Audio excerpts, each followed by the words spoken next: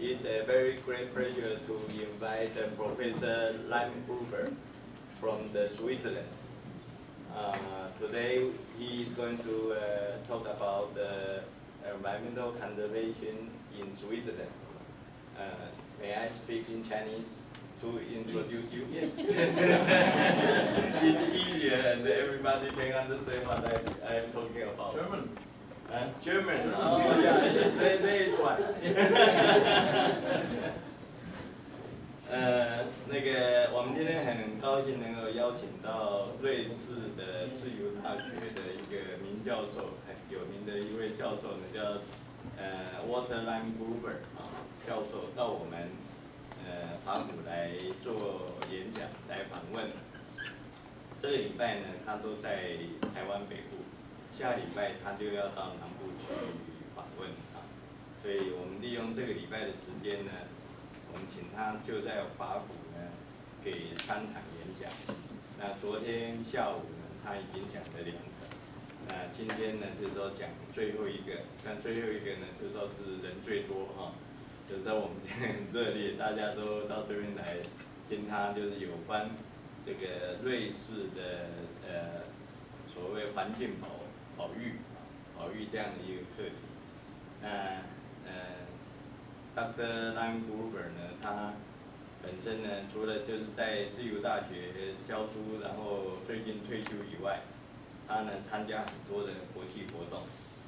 这个国际活动呢是包括全世界最有名的地理的组织呢，叫做国际地理学会。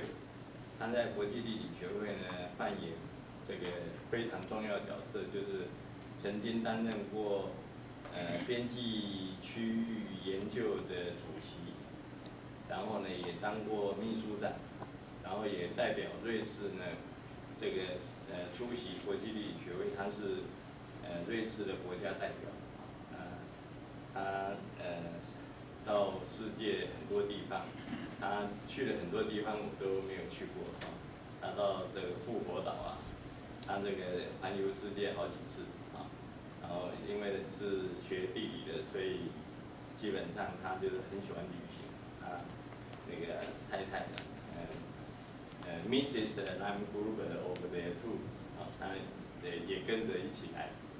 那这次呢，就说是算是那个Dr. Limburger第4次这个来台湾第1次来台湾的时候是1993年。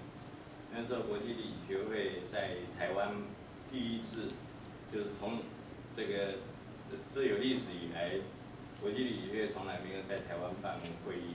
那1993年很特别，就说是这个边际土地研究的这个主席呢，这个要求就说是在台湾召开第1次的这个国际会议，所以因为 他们认为台湾是属于边际地区，都不大被受重视，不管政治各方面不受重视，所以呢，就是他们呢就是这个希望在台湾开。那时候刚好就是我参加国际地理学会，那时候代表台湾，他们就找到我说是由我来主办。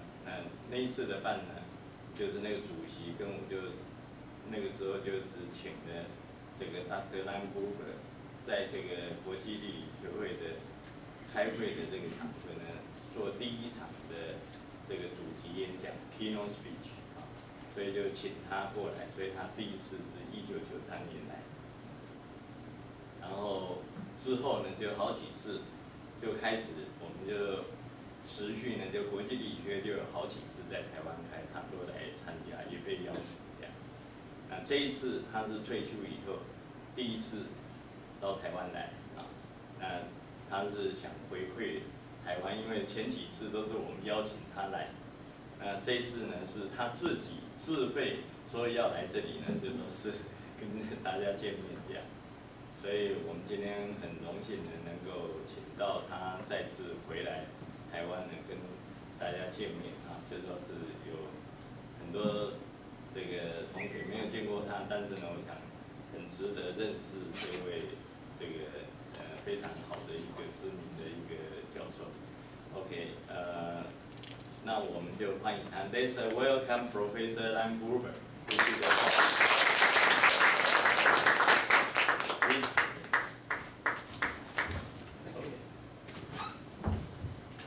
You have mic here. All right.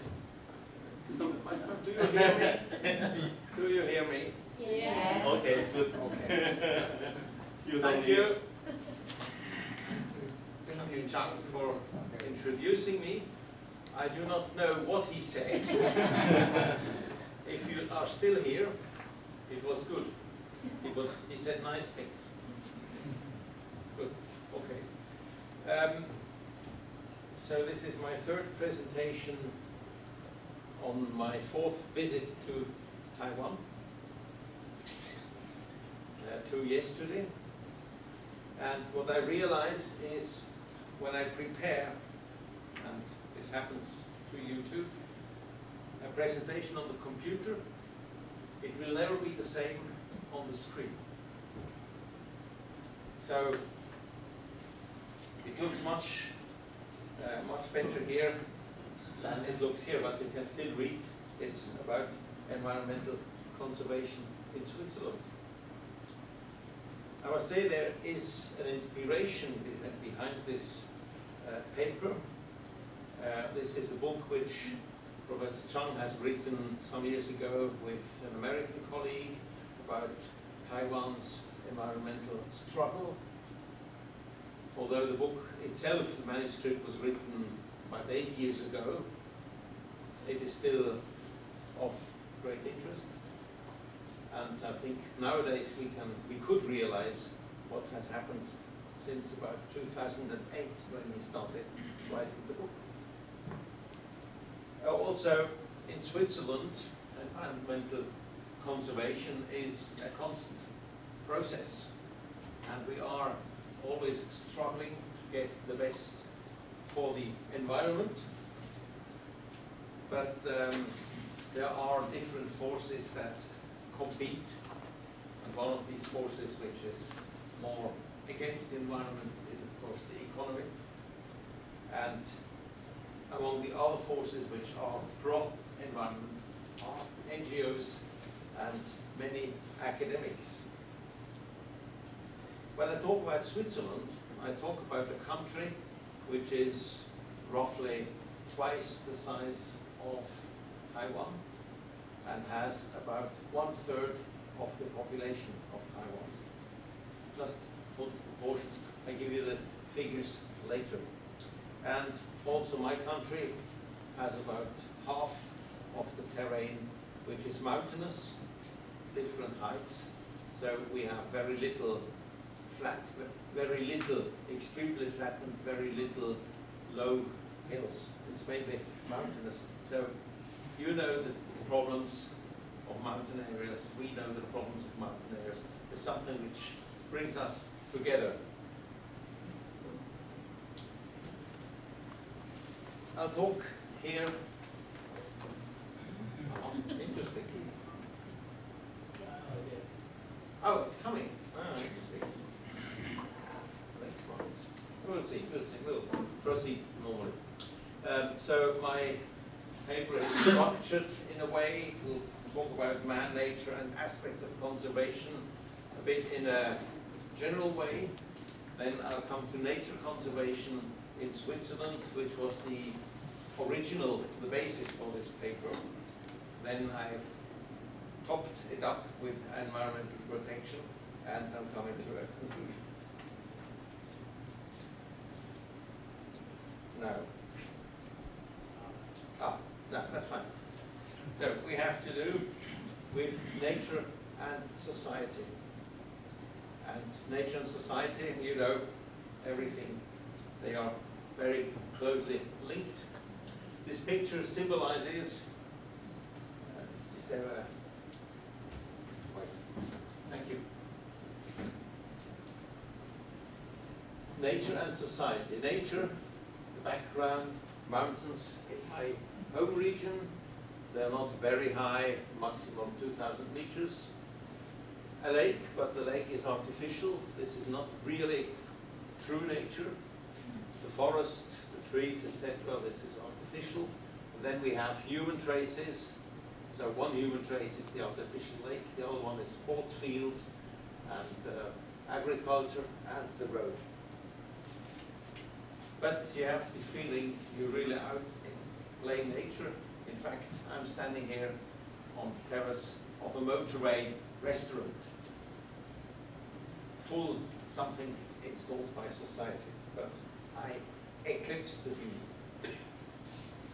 Here we have what is society, the city. This is our home city of Fribourg. Modern buildings and the attempts to get a little bit of nature into the city. The trees, we just hope that the trees will survive all the traffic which is taking place around here. So you can see we can hardly find pure nature in Switzerland. There are places, if you adjust your eyes, you can see pure nature. But pure culture without nature is almost impossible to find. Nature creeps in everywhere. Not only plants, trees, weeds, small flowers, but also animals. And especially the fox has nowadays conquered Swiss cities. You know the fox, the animal, the predator animal, which catches mice and chicken. And even Zurich railway station, Zurich, which is the largest city in Switzerland, they have a huge railway station, and on this railway station there live, I think, several fox populations. Trains in and out, but the foxes know, maybe better than humans, when the trains run, and they will be happy and finding some food.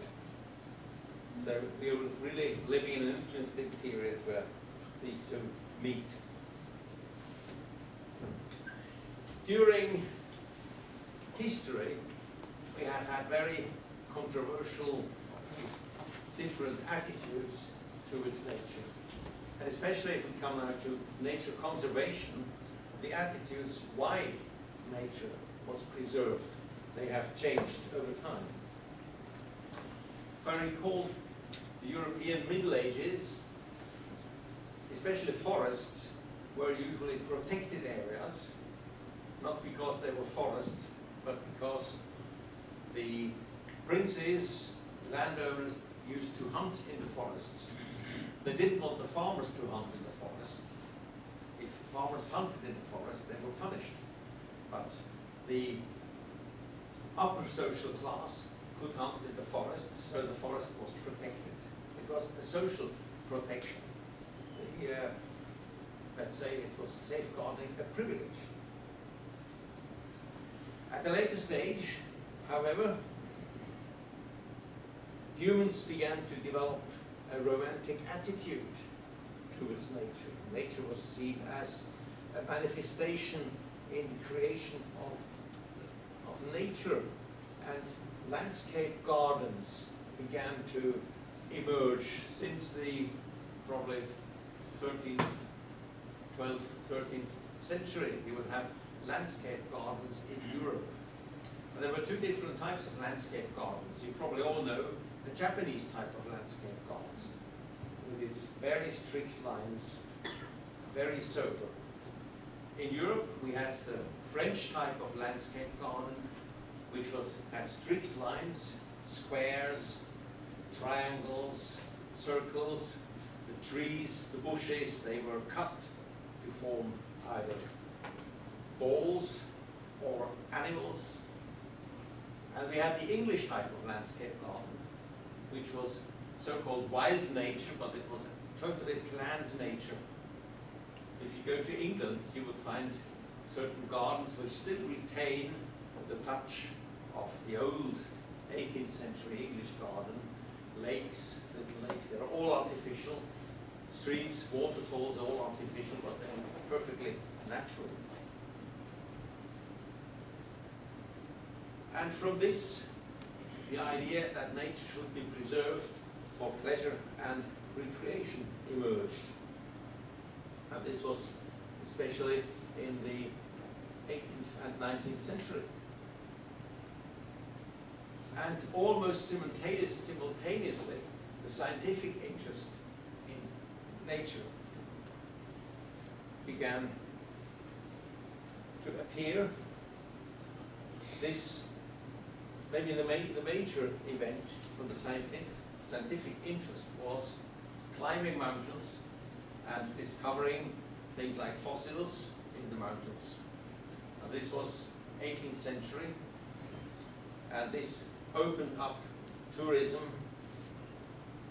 And so scientific interest, recreation and pleasure, and romantic attitude, they helped towards preserving nature to a large extent. It was only in the 20th century that a new element came, and this element I summed it up with the term intergenerational solidarity. This means we discovered that nature is part of the ecosystem. Nature is not just nature, but it's more. It is something which we need as well. Need in the vital sense, not just for recreation, but that it is vital for humanity, and that we shall have to look after nature to preserve it for future generations. So from the one social class, we have now moved to the coming generations.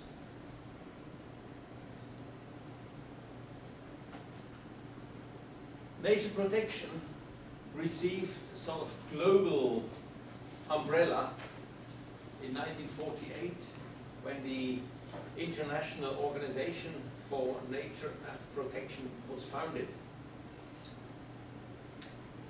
In 1956 it changed its name, it became the International Union for the Protection of Nature, and now it is the International Union for the Conservation of Nature and Natural Resources, the ICUN.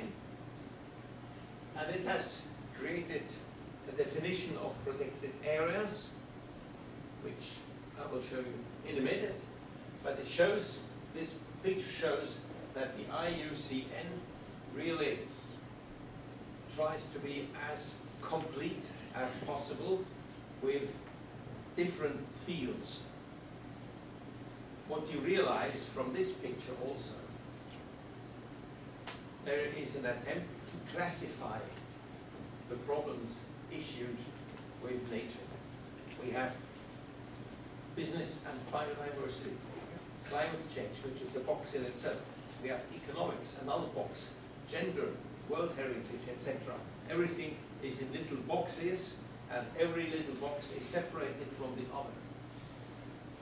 In reality, of course, these boxes, they should be all in one huge box, which is the ecosystem, because when we touch upon economics, then this will have consequences for biodiversity. It will have a consequence on policy, not only global policy in the sense of politics, but also social policy in favor of the society. It will influence science and knowledge. In fact, we cannot really live with little intellectual boxes, but we should consider them all together. So what is a protected area? This is the definition which you will also find on the website of the IUCN. A clearly defined geographical space, recognized, dedicated, and managed. So there's human intervention, it's a human perception, and there's a human intervention through legal or other effective means. This says that politics intervenes and decrees a law to achieve the long-term conservation of nature with associated ecosystems, services, and cultural values. Long-term, this is the intergenerational aspect of the definition. There's an economic element in this definition. we have the ecosystem services. And there is a spiritual component as well, that's the value systems. Nature has a value, not only in the economic term is with services, but it has a cultural value. I think this is important to retain.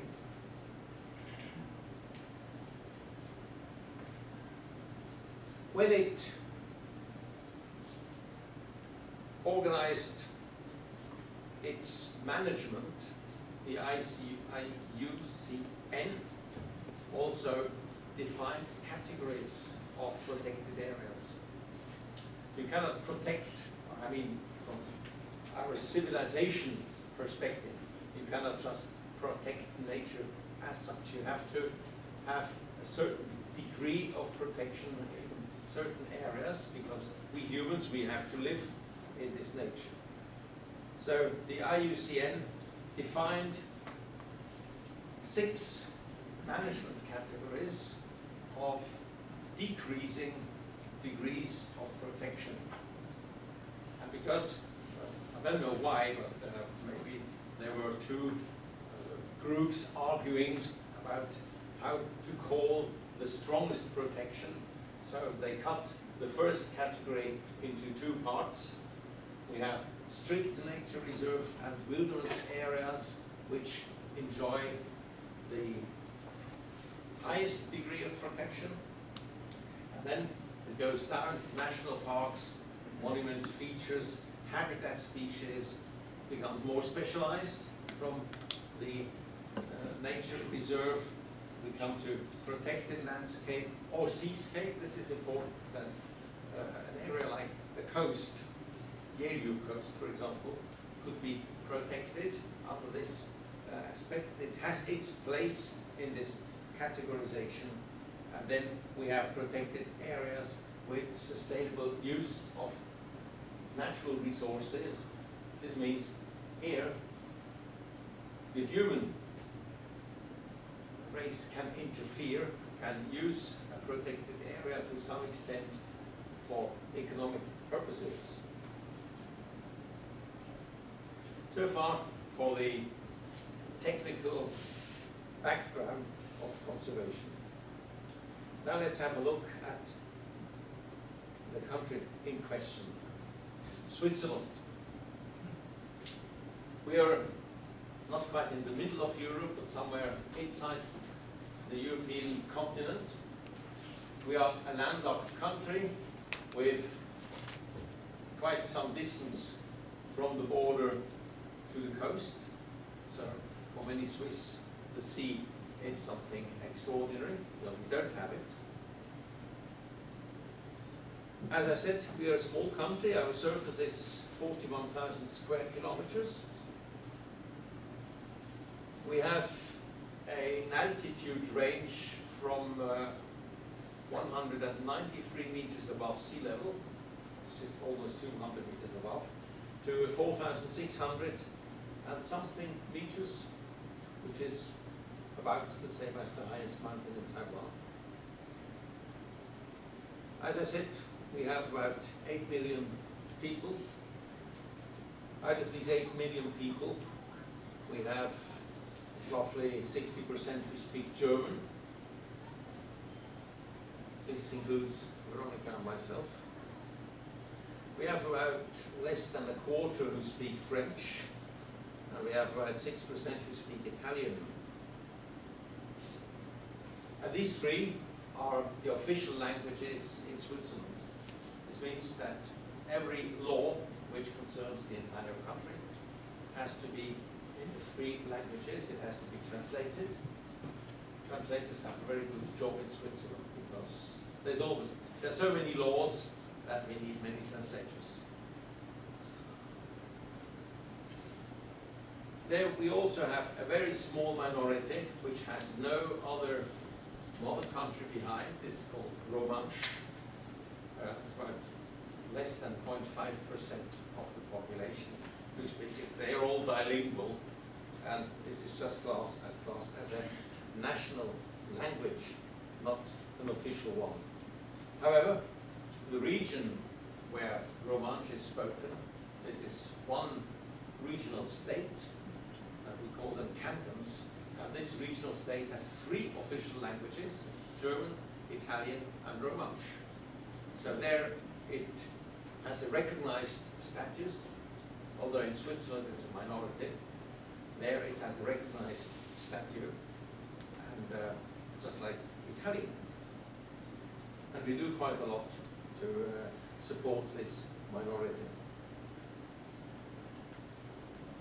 We look at the landscapes from you can recognize the mountainous part. Really, the Alps covers more than half of our territory. There are valleys that penetrate deep. They're the result of glacial action. This is the Rhone River Valley that takes its origin here in the central part of the Alps and drains down into the Mediterranean. Here we have the Rhine Valley, which originates almost in the same region, and the Rhine then flows, is the eastern border, then it's the northern border, more or less, flows north and ends up in the North Sea. So Switzerland is also situated on the main water divide, the main continental water divide.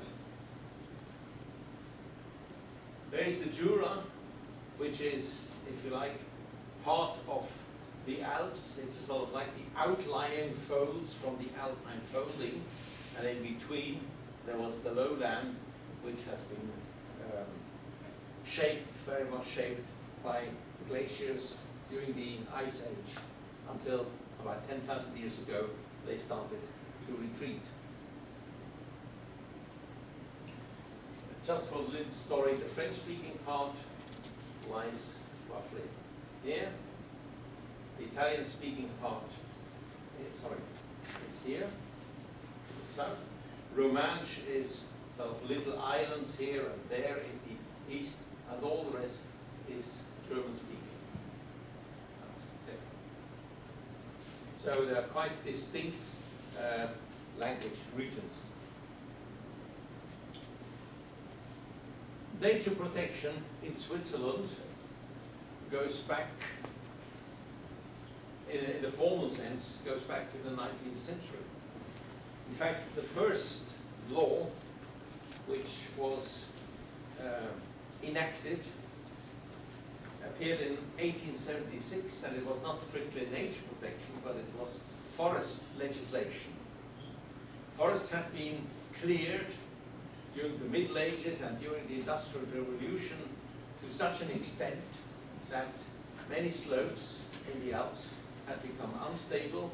The result were landslides, the result were floods, and in the 19th century it was gradually realized that trees would be necessary to hold the slopes back, to regulate the water, household.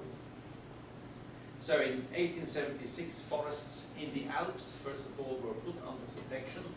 The law was amended in 1902, and there was an interesting addition to this law.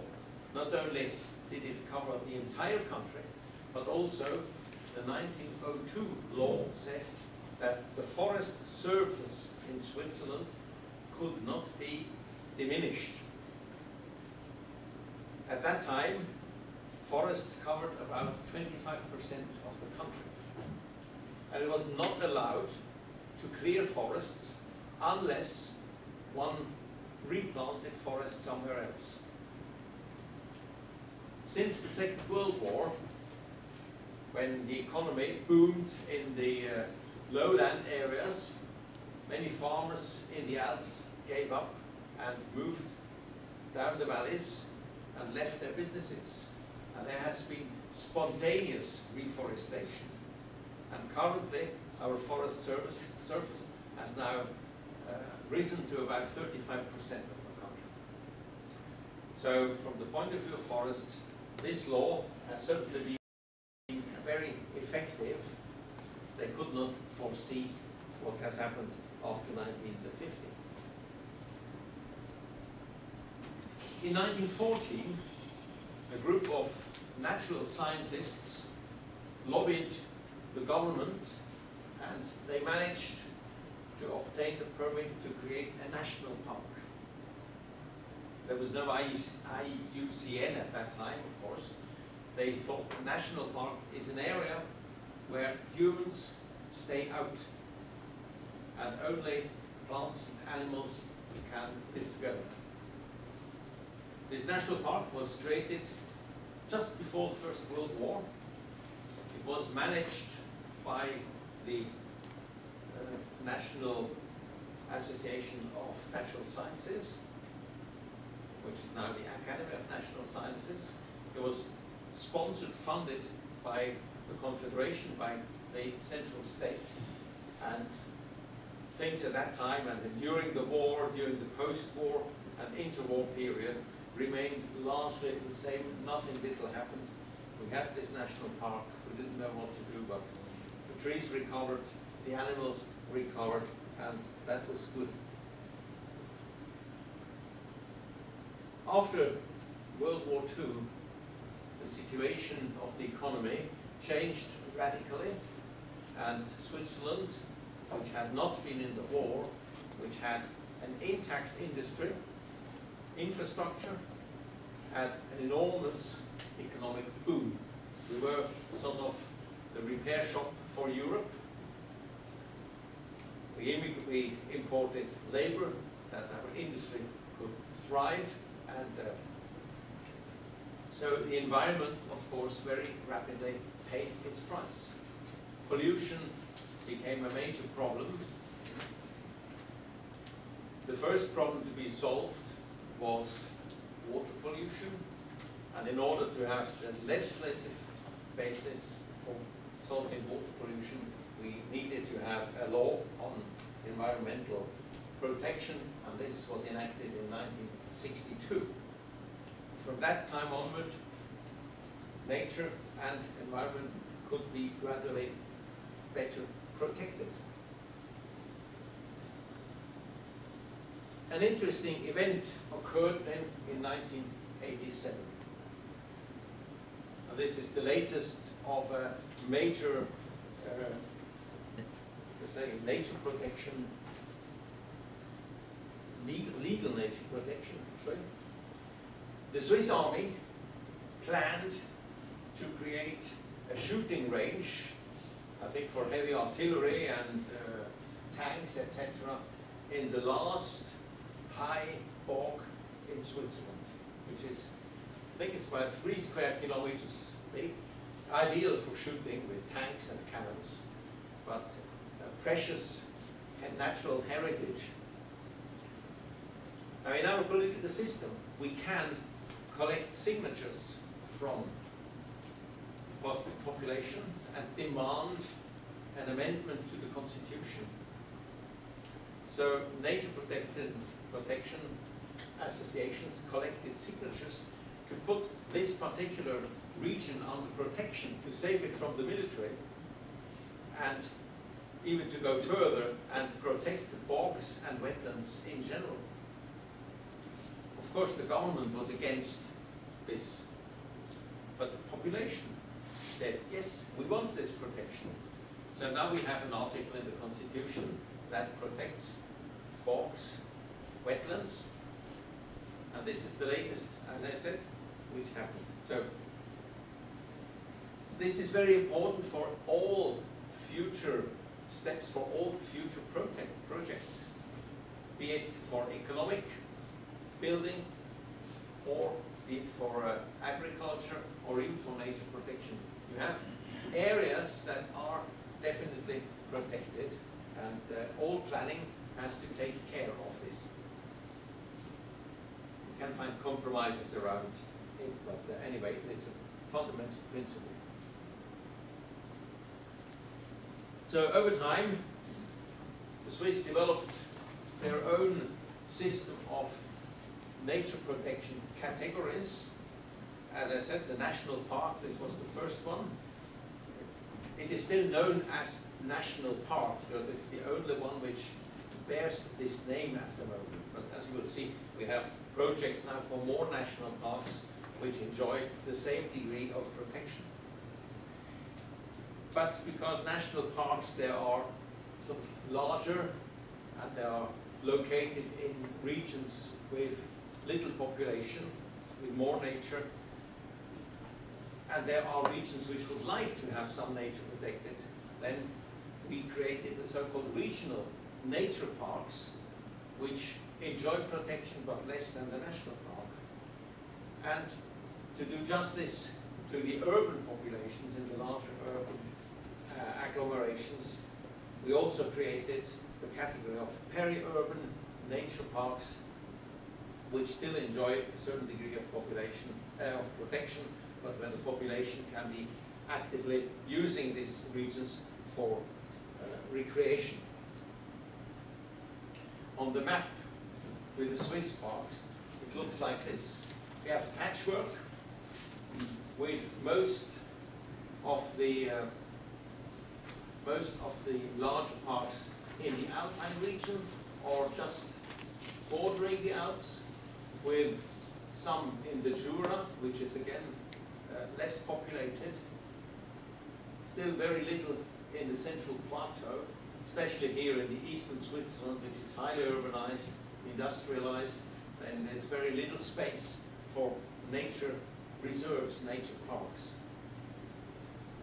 Of course, there are local nature reserves. You may have a small forest which is locally protected, or a pond somewhere where the ducks can go and maybe have frogs, so-called biotopes. They're not on this map, there are hundreds of them, but this is what is under central law, under the central park law. And I've marked a few projects with arrows. There's number 2 and number 3. They are 2 national parks which are in an advanced stage of implementation. Let's put it this way. Number 1 is the old first national park of 1940. Number 2 is a very vast area between the Ticino River, which flows south to the Mediterranean, and the Grisons. Little population. There is a secondary pass, road pass going through, which is not very important, which is not very disturbing. So there's a possibility that this is compatible with the concept of the national park. Number 3 in this Ticino area is a remote area, again with little population, with a lot of out-migration. So it's likely that this one will be also created national park. In order to achieve the status of national park, the populations of the municipalities must accept this. So there will be referenda in this area now. I think it's about 20 or so municipalities. They all have to agree, because there are some restrictions, but there's of course also some financial benefit. So they have to actually balance interests of nature and their own interests. This should take place, I think, still this year or early next year. What you see here, these are regional nature parks. There are quite a few of them. Again, in the Jura, here with little population. This one, for example, we even do have a bear park. So but it's zoo-like. It's not really wild living bears. And 2 more projects. One regional park to be created, lies right on the border to Germany, and one peri-urban nature park to be created down here near Lake Geneva. There's one more peri-urban park, which is here in the Zurich conurbation for the about 1 million people who live there. So something is moving in the sense of nature protection in Switzerland, and we can say maybe very soon we will have urbanized areas and nature protection areas, and maybe some agricultural areas as well.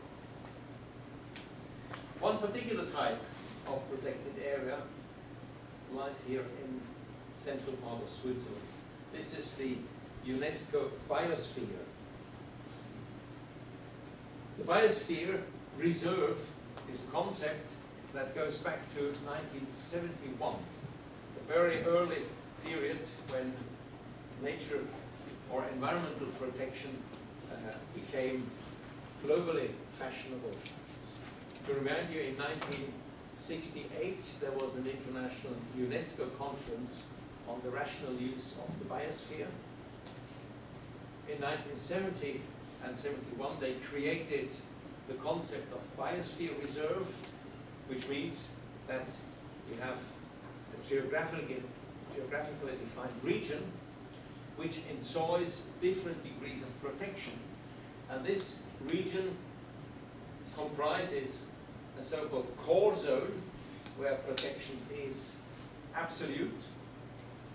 It comprises, secondly, a buffer zone where protection is relaxed and where humans can penetrate, essentially for tourism, for maybe minor settlements, for recreation, for education. You can penetrate here with schools, for example, whereas only researchers can penetrate the core zones. Biologists can conduct research in the core zone of the biosphere reserve, but school classes, they can only penetrate into the buffer zone. And the third zone, then, it's called, a bit strange, transition area.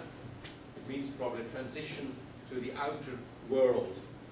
This is an area where human activities are absolutely possible. You can have roads, railways, you can have industries, but the condition is that you do not have major roads like motorways or high-speed railways.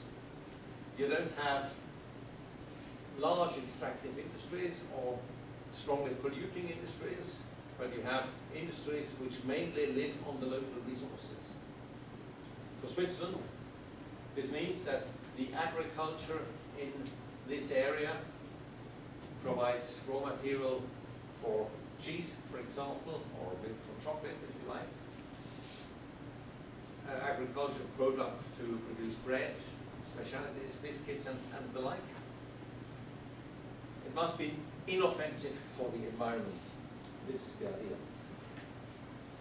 The compensation for this is that a region which is a biosphere can use this as a label to market its products. So we have, in Switzerland, we have one biosphere reserve which can market its products. So you know that the region is actually a region which is very sustainable. It is not intensive, conventional agriculture. It is agriculture which is either organic or is with modest artificial input.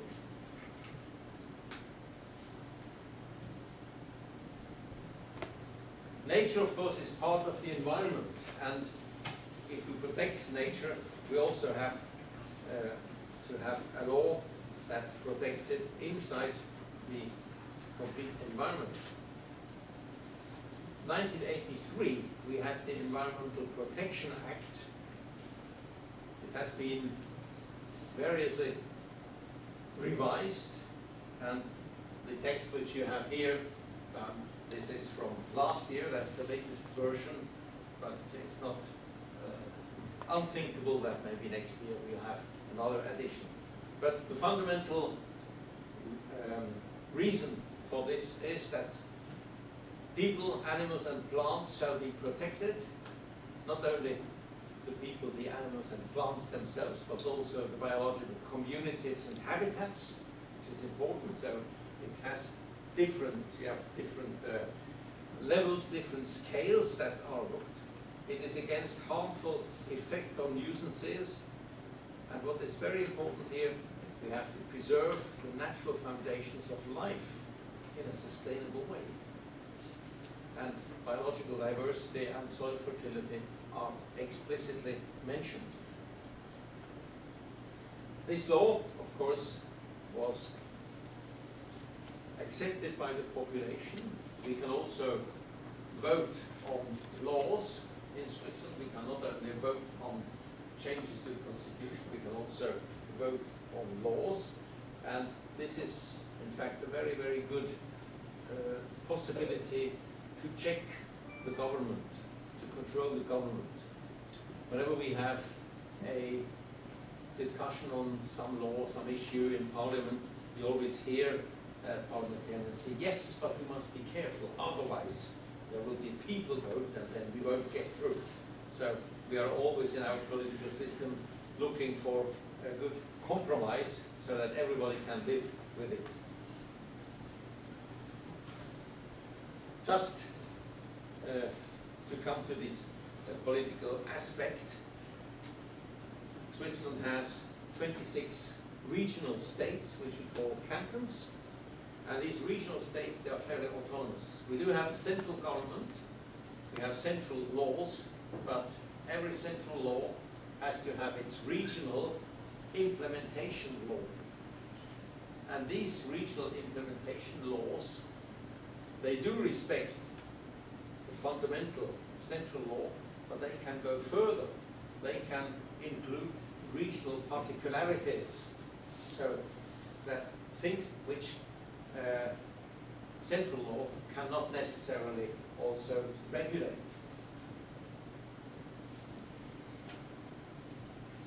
I will just use this diversity with an example of law or the section on waste, the law on waste disposal.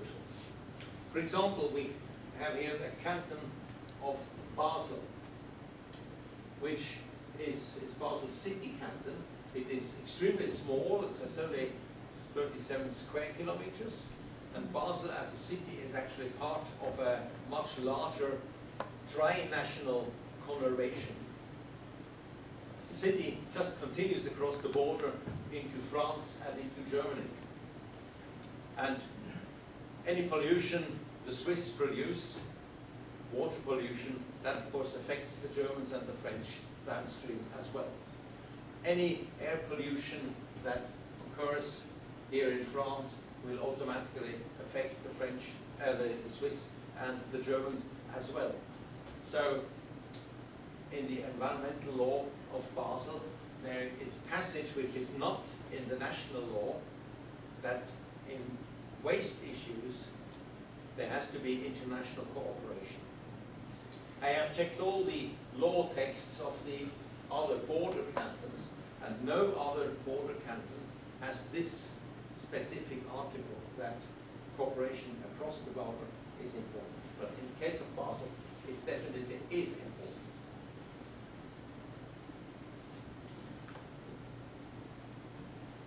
So this is the one case which I shall briefly use.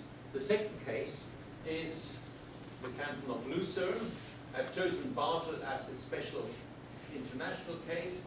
Lucerne is a typical plateau and pre-Alp canton surrounded by other cantons.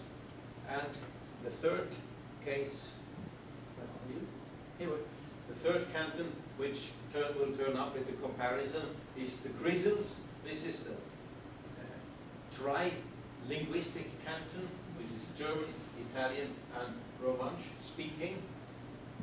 It does have a long boundary with Austria and Italy, but they do not have transborder pollution problems because it's the main industrial area is here in the Rhine Valley, and the rest is mountains. There's some tourism, you will have animals crossing, and the Italian side and the Austrian side here is mountains too. So there's no need for a law that demands specific international cooperation. So I'll have a table to compare how these cantonal laws differ from each other. You know, waste.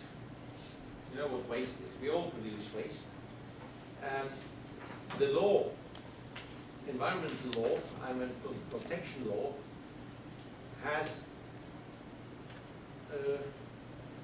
three articles which deal with waste. These three articles occupy 9 pages out of 46. And they are not just 3 articles, but they're in fact 21 articles with sub-articles and sub-sub-articles. It's the most complicated law I have ever seen. And it is so complex that it has been revised 27 times in the last 30 years. So you see, even the parliamentarians, they cannot foresee all the waste problems that will approach us in the future. Of course, there is a fundamental obligation. We have to avoid waste as much as possible. This is something which the cantonal law doesn't repeat. We never find this in the cantonal laws because it's self-evident. Another thing which is nowadays self-evident, this is that we have to separate the various waste categories, as you see it here, symbolized: paper, glass, construction materials, metals, etc., etc. You don't find this particularly in the cantonal laws. And another central point in the law is that waste treatment and recycling methods have to be environmentally friendly. So this is sort of fundamental. But then when it comes to the cantonal laws, and I have just these 3 cantons, Basel, Lucerne and Grisons, no need to go into 26 cantons. You can see that, for example, only the federal law and Basel City, they talk about fundamental aspects of waste. The others ignore it. But Lucerne and Grisons have a special passage on planning their waste policy. Federal law doesn't bother about planning. Everybody, of course, lists waste types. The federal law is a bit general about waste types, but the cantonal laws, they specifically list which waste types they think do exist. They're not always the same, but basically we have this in the law. Everybody talks about finances, of course. The Confederation has 8 articles on money alone. Basel has just 1 article. Lucerne as well, Grisons 5. You can see also a simple affair like money can be discussed in a complicated way or can be discussed in a very simple way, very pragmatical. What to do with waste? Incinerating waste, this is only regulated in Basel. The other laws ignore it. The federal law just leaves it completely open how to regulate the what is downstream from the waste. Landfills is in the federal one, and only in Lucerne. The others ignore the idea of landfills. Redeveloping is a consequence of landfill. If you deposit waste somewhere, you cannot leave this just open, so you have to do something about it. So this is a logical consequence. Only the Grisons have an article about waste transport. This is interesting, but we can explain it, and if I quickly go back to this slide, the only incinerator for the canton of the Grisons is situated somewhere down here.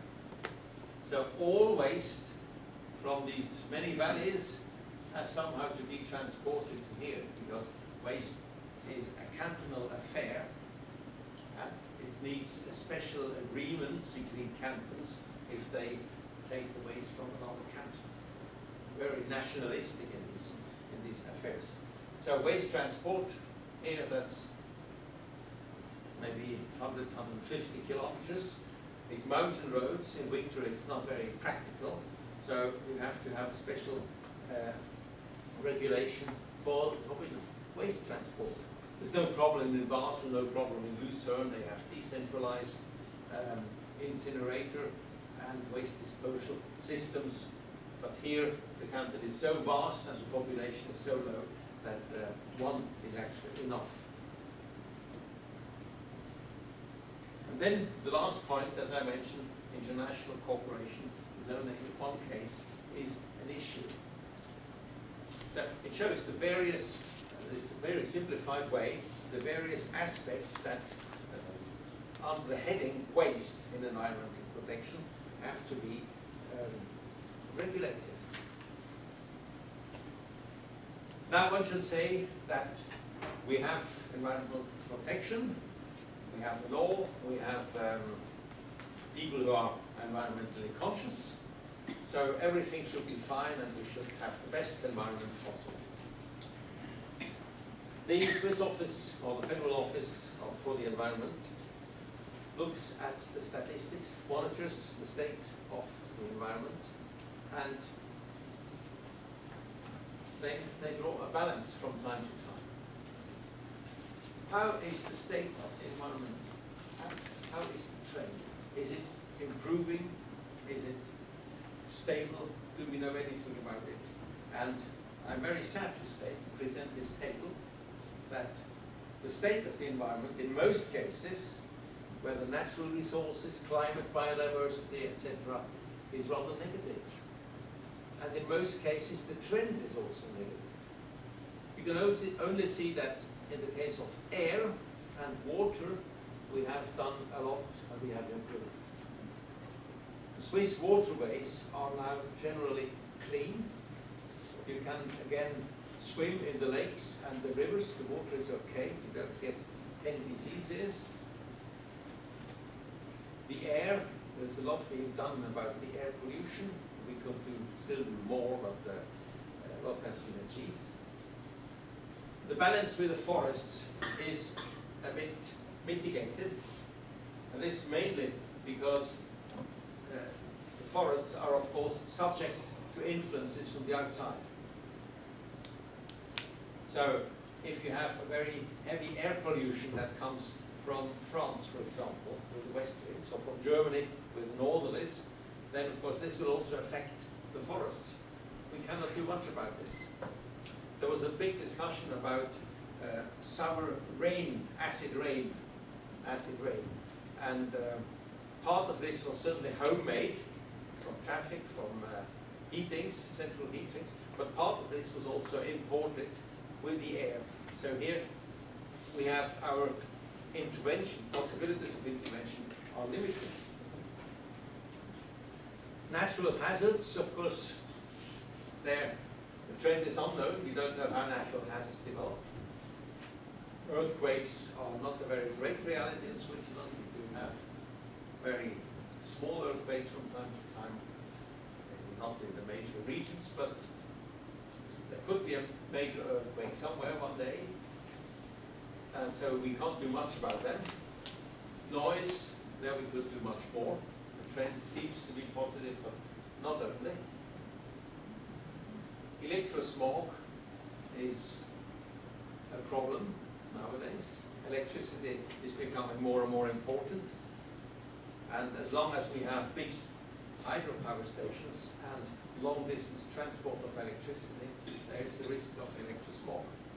If we could come to a more decentralized production where every household produces its own electricity, there will be no long-distance transport, and this would reduce, not eliminate, but reduce electrosmog. Contaminated sites. This is sites with special waste, waste from chemical factories, for example. Here, the situation is improving because we are now doing away with such residues.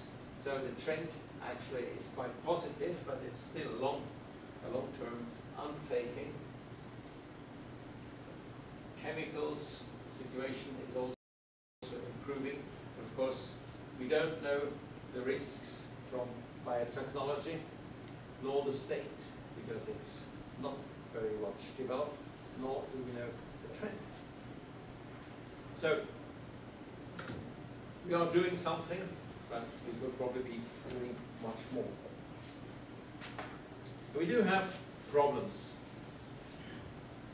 One of the problems is littering. This has become a very fashionable object of discussion only in recent years. When we were children and we went on a trip with our school class, then the teacher said, you have now your picnic here, and when we leave this picnic site, nobody will see that 20 or 30 children have had a picnic in this place. Take the waste with you. Nowadays, you walk through the towns. Sometimes you go into the countryside when there's nice weather. You will find waste everywhere. After a party, after a football match in the city, places will be full of all kinds of garbage. When the weather is nice, parks will look like this. And the worst is this. Walkers who are in the beautiful countryside, and then they drink whatever they have, Coke, Red Bull, anything, and then they throw the bin just into the meadow next to the footpath. And then you have a cow that is walking on it, breaks it, cuts its hoof, or worse, it starts eating the bits. We have lost the touch with nature, so we don't know, we don't remember that animals are at danger.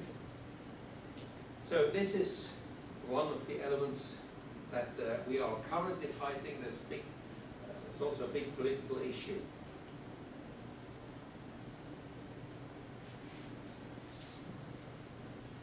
So, as I said, the road ahead is still hard.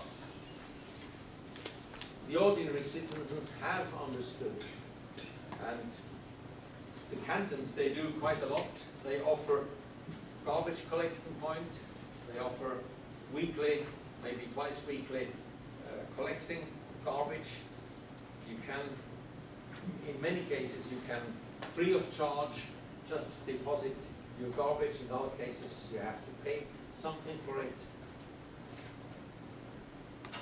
But as long as our attitude is growth-oriented and profit-oriented, of course, pictures like this, they will still be with us.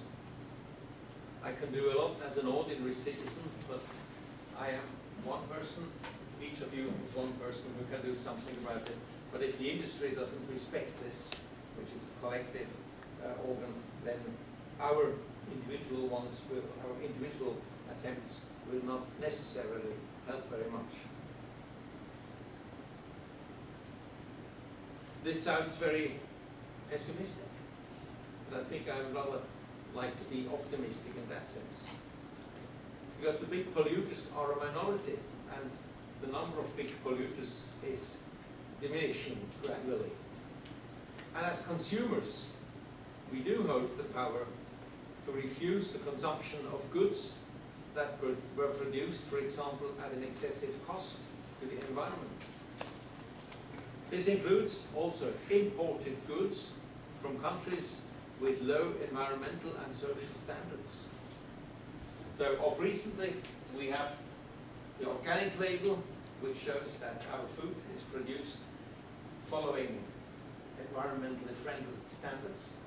And we have the fair trade label, which indicates that the goods come from regions where the people receive a decent wage and have decent working conditions. We always hear stories about the textile factories in Bangladesh, which I think are the worst at the moment. And was that recently this year, one factory burned down and that about 1,000 workers were killed in this fire. Because the security standards are bad, the working conditions are bad, the salaries are extremely bad. So great efforts are needed, and also efforts from our side as consumers in the Western world to boycott goods which are produced under very bad conditions and look and follow such labels. Of course, it's not always easy, and usually these products cost more, but it is only in this way that we can influence big business.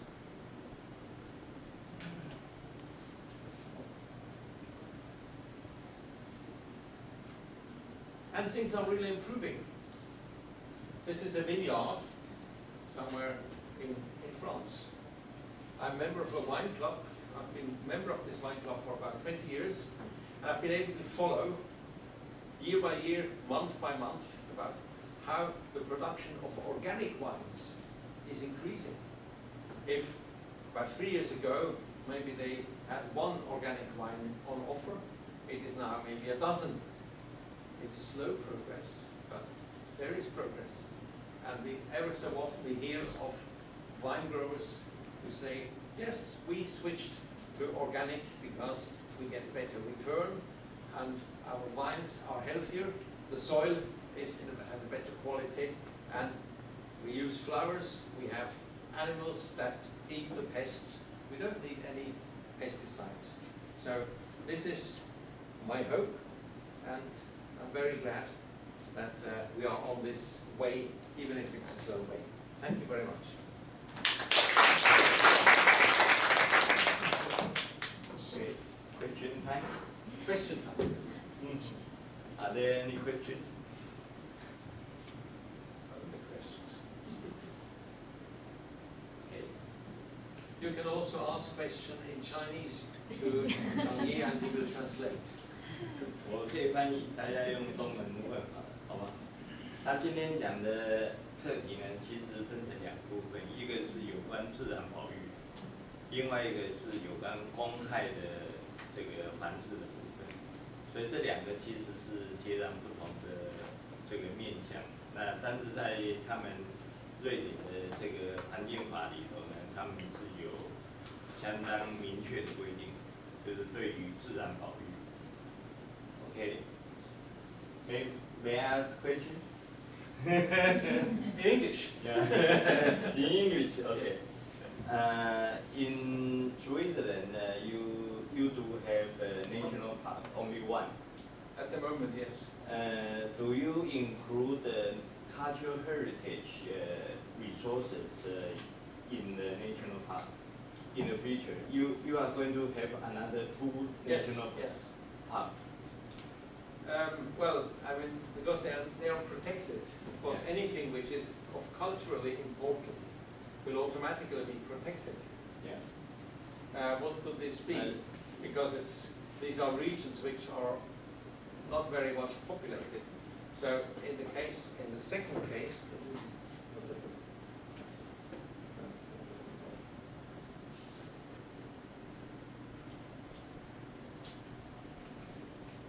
我问他一个问题是关于瑞瑞士的国家公园，它对于自然这个资源的保育是很明确的规定，但是对于文化，在国家公园里头还有文化资源，这个部分他们不知道做得怎么样，所以我们。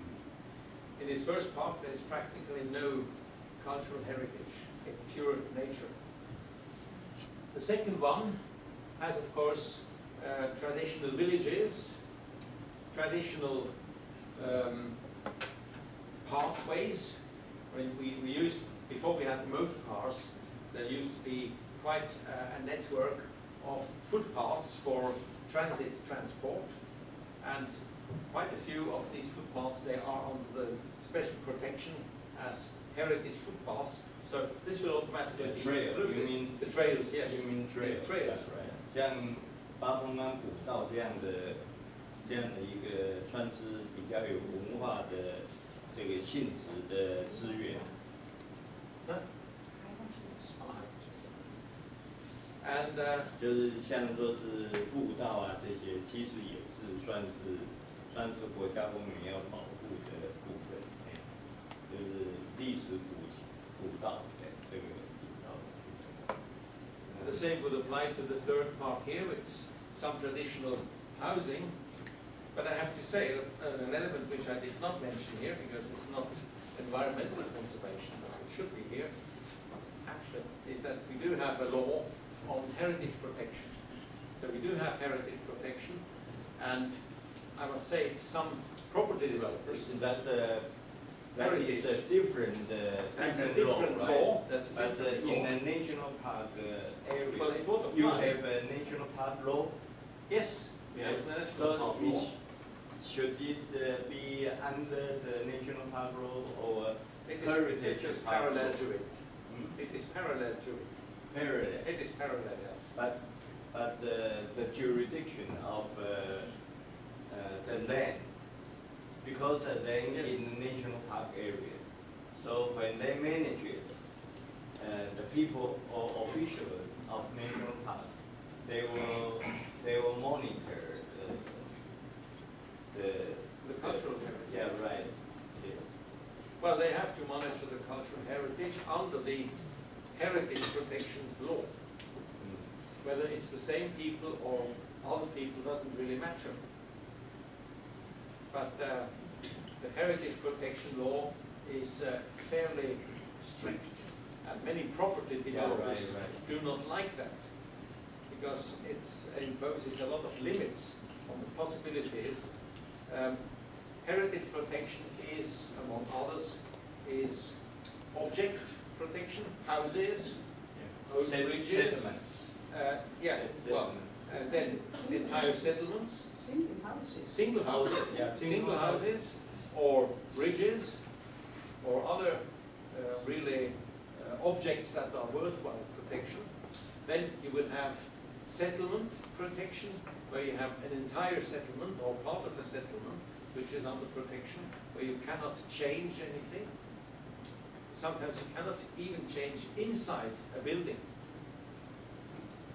I mean, So even you our have- house is under a certain degree of protection, but we can change inside.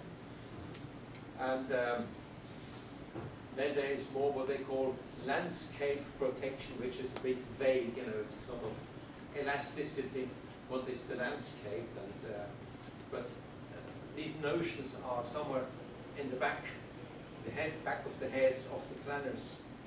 And in any planning case, they have to respect the environment protection law, the nature protection law, the heritage protection law.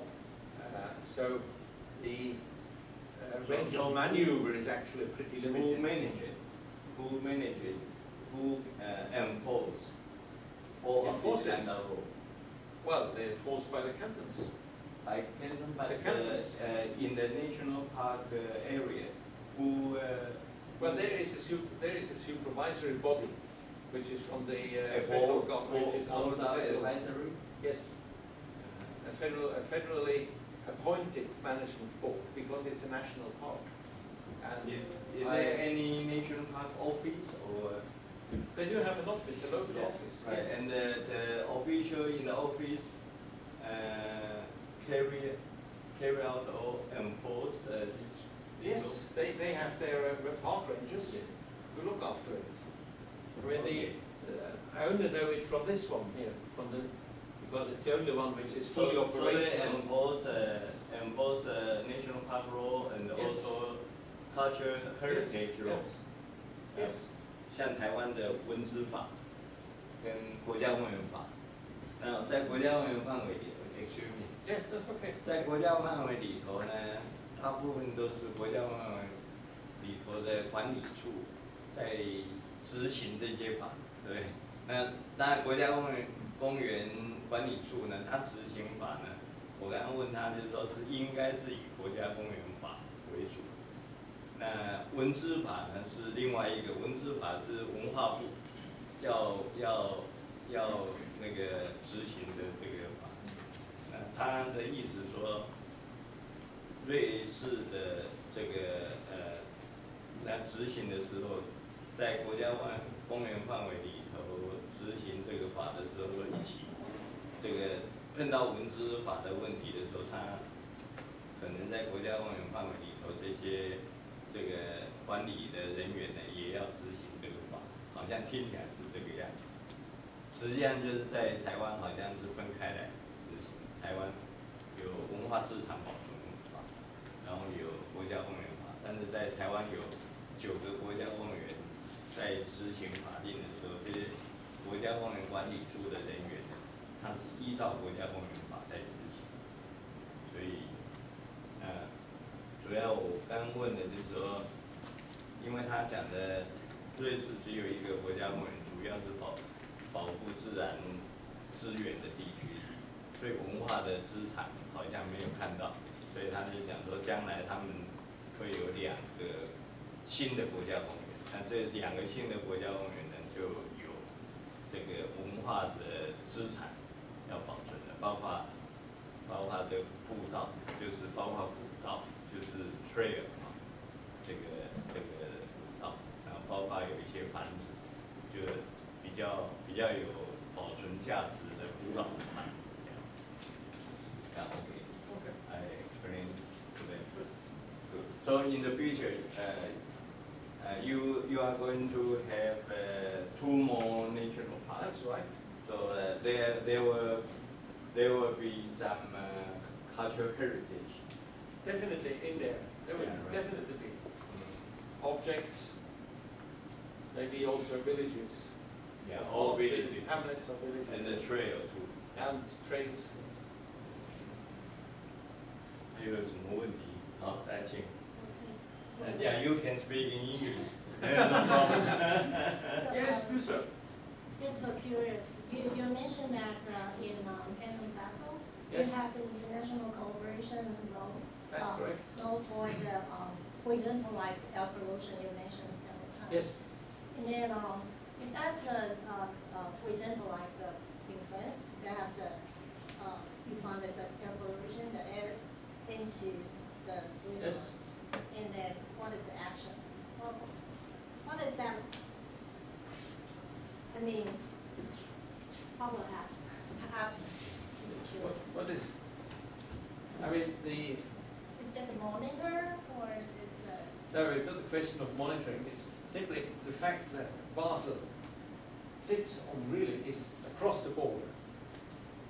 So it is. It is really one city, and you have the international boundary going through this one city. Basel is in Germany. Basel in Switzerland. So we have Basel in Switzerland.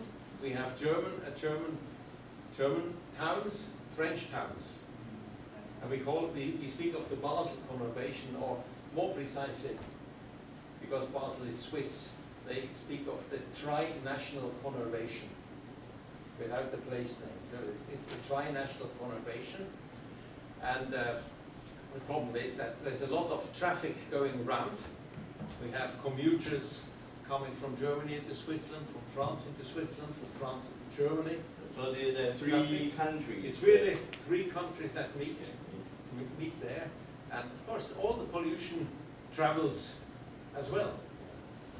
That's why the canton of Basel has this obligation for transnational cooperation in the case of environment. And the most practical, of course, is the water, the River Rhine, which flows down here, right? This is Basel canton, flows through here, and then it's the border between France and Germany.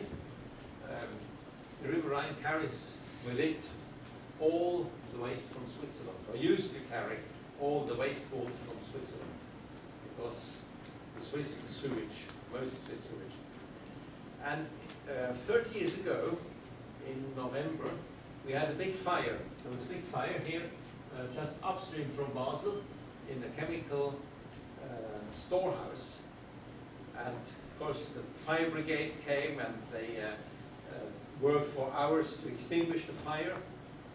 There were obnoxious, not poisonous, but obnoxious gases that emanated from this fire, and these gases, they diffused with the wind, where the wind comes from, where the wind goes, it takes the gases. And at a certain time, the retention basin for the water, which existed under the factory building or under the storehouse building, was full. And the water from the fire brigade overflowed into the Rhine. And the water was red, and the river was red. And No fish anymore. And no fish, and they killed all the fish. And this went on for many, many kilometers. I think in the Netherlands, they didn't feel it anymore.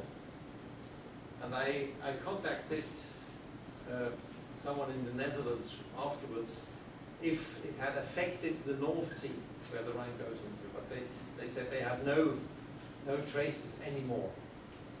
But there are more rivers flowing into the Rhine further downstream. So it effectively disappeared. But regionally, it was a major problem. The next 300 kilometers, I think all the fish were dead. So of course, this is an issue. It happened in Basel, so it's our responsibility. But the issue touches more than Basel. We can say, down the drain, this is not our problem. Of course it is our problem. That's right. Yeah, well, we're still nationally minded. No, one, I think the Chemicals Duke's water purification plant is, I think, situated in Germany. Because we're so close. Thank you. Okay. Okay, we go back to the nature Yes. protection area. Okay. You mentioned there are three categories of nature reserve. One is national park, Right? and the second is regional nature park, and the third one is peri-urban nature park. Yes. So you mentioned about the IUCN. There are six There are six categories. categories, yes. But only national park is one of them. But the rest of the three are not in the category. So are they considered as a protected area? Yes. Oh yes, they are considered as protected areas. You see, these categories by the IUCN, of course, they have no legal force. I mean, this is something which should hold good for the whole world. But the situation in Taiwan, in Ecuador, in Democratic Republic of Congo, in India, etc., in Germany, is so regionally so different that you can only have a very coarse grid map, and I think it is help to decide what we want. Switzerland doesn't have You may have specific only species. this one, right? Yes, as a category. And you don't have the No, red of fire. No. I mean, if we have a special natural monument, it can be included as in a regional nature park, for example. Or it can be protected by cantonal law. Or it is not protected, but it is actually respected. For example, this one. There's the famous, a famous waterfall in the Bernese Oberland here. This area is not under protection. It's a very popular tourist region. It's international tourism which comes here, Jungfrau area. And this waterfall is not protected at all. But the municipality, which has the ultimate right to declare a zone protected or not protected, can of course put a limit of construction zones in such a way that this is protected. So nobody who would have the crazy idea to build a house just at the foot of the waterfall, the big hotel, he wouldn't get the permit. Because this area is not... how do you protect the other area beside the national park? I mean the regional nature park and also urban nature park. You do how have do you protect them? you do have restrictions of use. Do you have law to protect? Yes. Yeah. We do have the laws and restrictions of use. And because, as I said, the cantons are the most important political entities in Switzerland. Because they have their competence, they do the planning, for example. Yeah, right. Planning is done by the canton. The federal state does only the coordination between them. There's no central planning in Switzerland, except for the army, but that's negligible.